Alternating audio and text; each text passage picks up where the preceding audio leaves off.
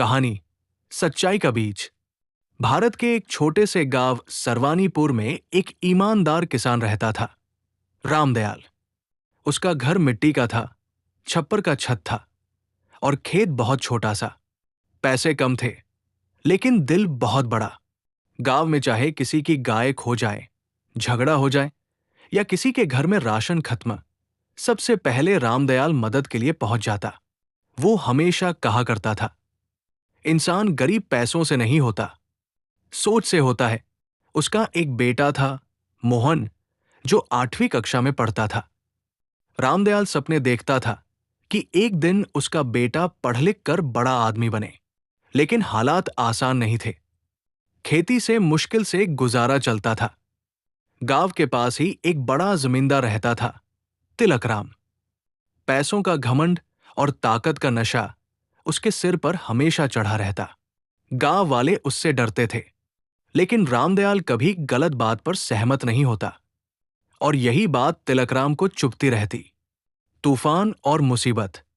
एक साल बारिश बहुत कम हुई, खेत सूखने लगे, किसानों की फसलें बर्बाद होने लगी। गांव वाले परेशान थे। तभी अचानक एक दिन तेज तूफान आया। बिजली कड़की, पेड़ गिरे, कुछ घर टूट गए। सबसे बड़ा नुकसान हुआ, नहर का बांध टूट गया और गांव के खेतों में पानी भर गया। सभी किसान अपनी अपनी फसल बचाने भागे। रामदयाल भी अपने बेटे मोहन के साथ खेत पहुंचा। खेत पानी में डूब चुका था। मोहन की आंखों में आंसू आ गए। बाबा, हमारी साल भर की मेहनत चली गई। रामदयाल ने उसके कंधे पर हाथ रखा। मेहनत कभी बर्बाद नहीं जाती बेटा, कभी न कभी फल देती है। पर अंदर अंदर उसका दिल भी टूट चुका था। लोन और चालाकी। कुछ दिनों बाद सरकार की तरफ से ऐलान हुआ कि जिन किसानों की फसल बर्बाद हुई है, उन्हें मुआवजा मिलेगा। इसके लिए गांव में अफसर आने वाले थे। तभी मौका देखकर तिलकराम ने चाल चली। उसने झूठे कागज बना लिए ताकि बड़ी रकम मुआवजे के नाम पर खुद ले सके और बाकी किसानों को बहुत कम मिल पाए। उसे यह भी पता था कि अगर कोई सच बताएगा तो उसकी चाल पकड़ी जाएगी। सबसे ईमानदार इंसान था रामदयाल। इसलिए तिलकराम ने उसे बुलाया। रामदयाल, तू चुप ही रहियो, तेरे हिस्से का पैसा मैं बढ़वा दूंगा, बस अफसर के सामने कुछ मत बोलना। रामदयाल ने साफ जवाब दिया, मैं झूठ नहीं बोलूंगा, जो सच है वही कहूंगा।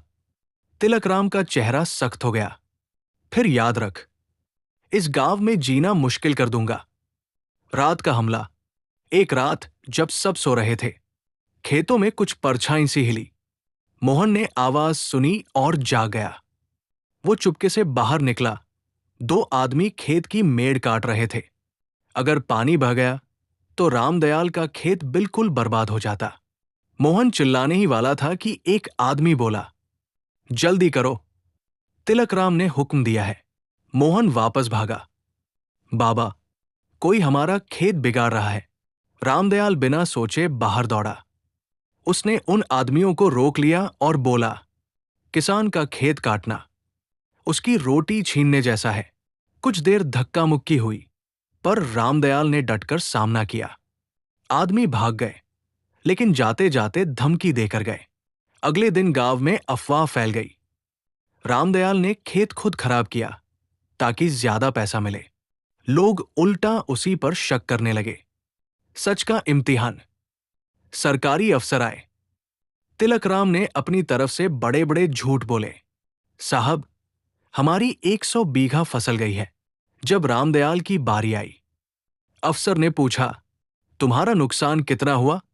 रामदयाल शांत आवाज में बोला, साहब, जितना सच है उतना ही लिखिए। अधूरा खेत खराब हुआ है, पूरा नहीं। अफसर थोड़ा हैरान हुआ। सब लोग नुकसान बढ़ा चढ़ाकर बता रहे हैं और तुम कम बता रहे हो। रामदयाल ने कहा, अगर झूठ बोलूं तो खुद को कैसे देखूंगा? मोहन गर्व से पिता को देख रहा था। लोन और चालाकी। कुछ दिनों बाद सरकार की तरफ से ऐलान हुआ कि जिन किसानों की फसल बर्बाद हुई है, उन्हें मुआवजा मिलेगा। इसके लिए गांव में अफसर आने वाले थे। तभी मौका देखकर तिलकराम ने चाल चली। उसने झूठे कागज बना लिए ताकि बड़ी रकम मुआवजे के नाम पर खुद ले सके और बाकी किसानों को बहुत कम मिल पाए। उसे यह भी पता था कि अगर कोई सच बताएगा तो उसकी चाल पकड़ी जाएगी। सबसे ईमानदार इंसान था रामदयाल। इसलिए तिलकराम ने उसे बुलाया। रामदयाल, तू चुप ही रहियो। तेरे हिस्से का पैसा मैं बढ़वा दूंगा। बस अफसर के सामने कुछ मत बोलना। रामदयाल ने साफ जवाब दिया, मैं झूठ नहीं बोलूंगा। जो सच है वही कहूंगा। तिलकराम का चेहरा सख्त हो गया। फिर याद रख, इस गांव में जीना मुश्किल कर दूंगा। रात का हमला। एक रात जब सब सो रहे थे, खेतों में कुछ परछाई सी हिली। मोहन ने आवाज सुनी और जाग गया। वो चुपके से बाहर निकला। दो आदमी खेत की मेड़ काट रहे थे। अगर पानी बह गया तो रामदयाल का खेत बिल्कुल बर्बाद हो जाता। मोहन चिल्लाने ही वाला था कि एक आदमी बोला, जल्दी करो, तिलकराम ने हुक्म दिया है। मोहन वापस भागा। बाबा, कोई हमारा खेत बिगाड़ रहा है। रामदयाल बिना सोचे बाहर दौड़ा। उसने उन आदमियों को रोक लिया और बोला, किसान का खेत काटना उसकी रोटी छीनने जैसा है।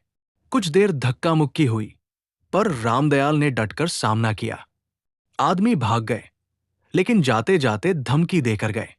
अगले दिन गांव में अफवाह फैल गई। रामदयाल ने खेत खुद खराब किया ताकि ज्यादा पैसा मिले। लोग उल्टा उसी पर शक करने लगे।